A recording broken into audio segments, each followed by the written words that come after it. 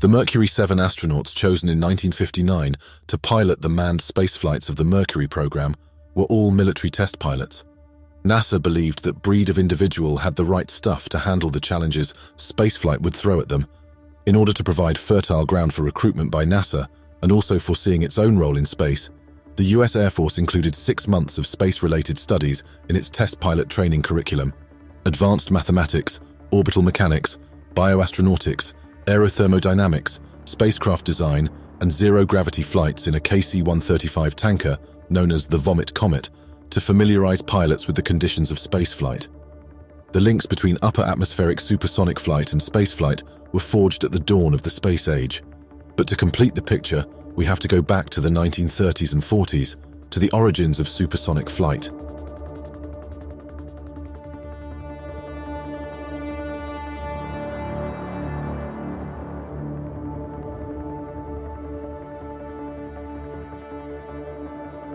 The projects of Lockheed's Skunk Works Advanced Development Projects Department represent a sample of the technological developments in American aviation since World War II. Lockheed's P-38 Lightning fighter was one of the first aircraft capable of diving fast enough to encounter compressibility, the potentially catastrophic effect on aircraft control and structural integrity at speeds approaching that of sound, or Mach 1.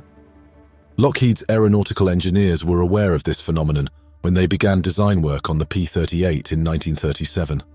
While Skunk Works is undoubtedly the best-known US aerospace development office in high-speed, high-altitude aircraft design, pioneering work was also done by other aerospace companies such as Bell, Douglas, Northrop, Convair, and North American. Their projects resulted in a series of US experimental aircraft and rockets known as X-planes, not to be confused with the X-prefixed prototypes of production aircraft, for example XP-38. So far, they have numbered from X-1 to X-62. By and large, they have not been intended for series production, but were built as one-offs or in small numbers to investigate certain phenomena, technologies, and capabilities. There have been exceptions, such as the X-35, which became the F-35. Many X-plane projects are carried out in secret, hence their flight test programs are conducted away from prying eyes and ears at the remote Edwards Air Force Base, California, named Muroc prior to 1948, White Sands Missile Range, New Mexico, or NASA facilities. Some did not get that far and were never built, but the projects that did eventuate tell a fascinating story of overcoming unique technical, physiological, and even psychological challenges. Let's look at the first X-plane, the X-1 or XS-1, S for supersonic, as it was originally known. The first challenge was to break through what came to be known as the sound barrier. There is in fact no such barrier. But some aerodynamicists predicted that as Mach 1 was approached, the compressed air or shock wave in front of an aircraft would produce too much drag to be overcome, that it would effectively produce an impenetrable air wall. Others pointed out that bullets and even the tips of whips had for many years been exceeding Mach 1. In 1939, an engineer at Wright Field, now Wright-Patterson Air Force Base, Dayton, Ohio, named Ezra Kocher, suggested that the Army Air Corps should sponsor the development of an aircraft to investigate transonic flight. It was not until 1943 that the idea was given serious consideration, as the P-38 and Republic P-47 Thunderbolt in particular were by then experiencing the problem of compressibility during high-speed dives in combat. Soon, a growing number of fighter designs, of both US and overseas origin, could reach at least Mach 0.7 in a dive, but limitations such as propeller propulsion, thick wings with traditional airfoil profiles, and fully manual flight control surfaces made them unsuited for transonic flight. Skunk Works' Kelly Johnson saw those limitations in the P-38 he co-designed, leading to measures including compressibility control flaps on the wing undersurface and hydraulic power-boosted ailerons. The Bell Aircraft Corporation at Buffalo, New York, produced America's first production jet aircraft, the P-59 Aerocomet fighter, which was first flown at Muroc in October 1942. Although slower than the fastest piston-engine fighters, the P-59's development made Bell a prime choice to build the first aircraft capable of exceeding Mach 1. But given the relative lack of power and reliability of early jet engines, that feat would require a rocket motor.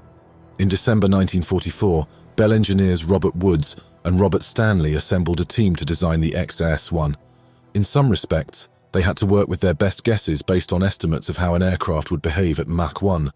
The wind tunnels of the era could provide no useful data on aerodynamic issues at speeds over Mach 0.75 because the shock waves produced by test models were reflected off the tunnel walls and back at the model.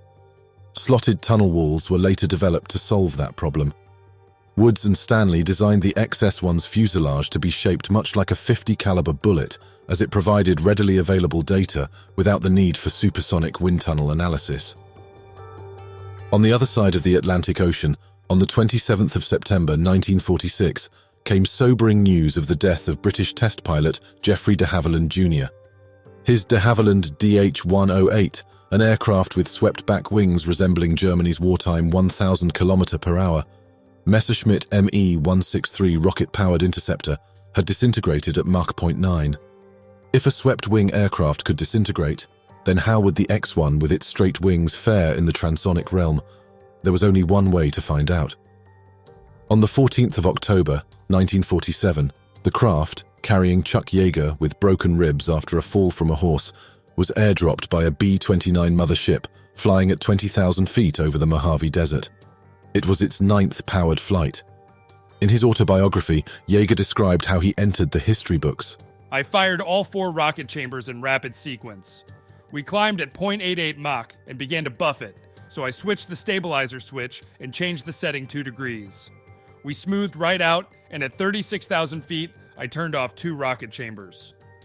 At 40,000 feet, we were still climbing at 0.92 Mach. Leveling off at 42,000 feet, I had 30% of my fuel, so I turned on rocket chamber 3 and immediately reached 0.96 Mach. I noticed that the faster I got, the smoother the ride. Suddenly, the Mach needle began to fluctuate. It went up to 0.965 Mach, then tipped right off the scale.